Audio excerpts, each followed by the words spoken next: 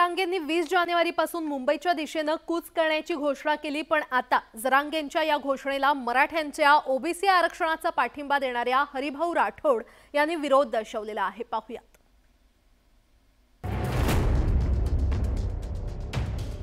महाराष्ट्राचं जे वातावरण गढूळ वातावरण झालेलं आहे, हा जो जटिल प्रश्न आहे तो सोडवण्याचा मी एकदम सोपा फॉर्म्युला दिलेला आहे।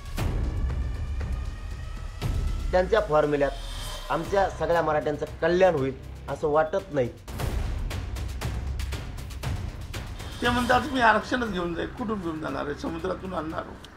कुठून आणणार? आकाशातून पडणार आहे? वैध राजकीय सल्ले कशाला?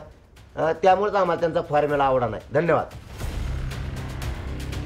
ओबीसी नेते हरिभाऊ राठोड आणि मराठा उपोषणकर्ते मनोज जरांगे यांच्यात रंगलेला हा सामना।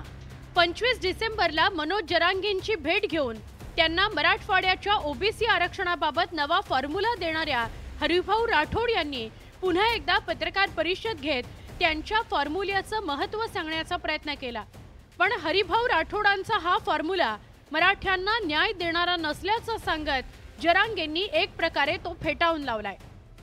महाराष्ट्राचं जे वातावरण गढूळ वातावरण झालेलं आहे, हा जो जटिल प्रश्न आहे तो सोडवण्याचा मी एकदम सोपा फॉर्म्युला दिलेला आहे।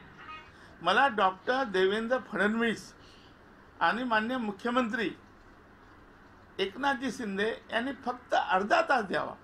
अर्धा तास तुम्ही रोज मीटिंगा घेता, बैठका घेता, त्या बैठकीतून वेळ काढून फक्त अर्धा तास द्यावा।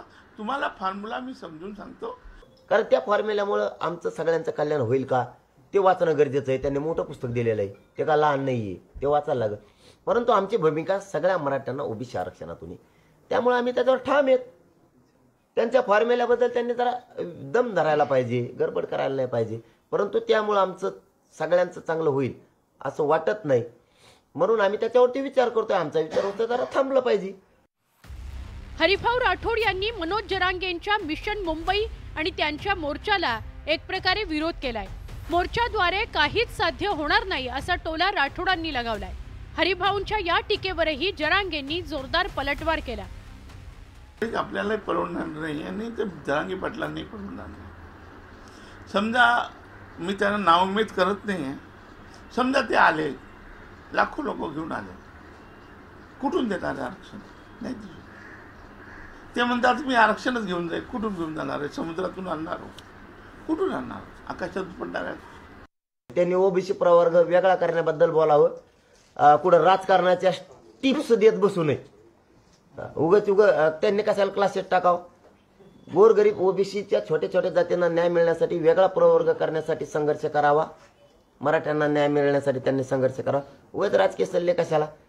त्यामुळेच आम्हाला त्यांचा फॉर्म्युला आवडा नाही। धन्यवाद। एकंदरीतच हरिभाऊ राठोड हे त्यांच्या ओबीसी आरक्षणाच्या फॉर्म्युल्यासाठी चांगलेच आग्रही झाल्याचं पाहायला मिळतंय। पण ज्यांच्यासाठी त्यांनी हा फॉर्म्युला बनवला त्या मनोज जरांगेंना हा फॉर्म्युलाच मान्य नसल्याचं स्पष्ट झालंय। मनोज जरांगेंनी आता त्यांचं संपूर्ण लक्ष मिशन मुंबईवर केंद्रित केल्याचं दिसतंय। त्यामुळे हा मोर्चा निघेपर्यंत सरकार काय पावलं उचलतं हे बघणं महत्त्वाचं ठरणार आहे। Bureau report, news 18 Lokmat.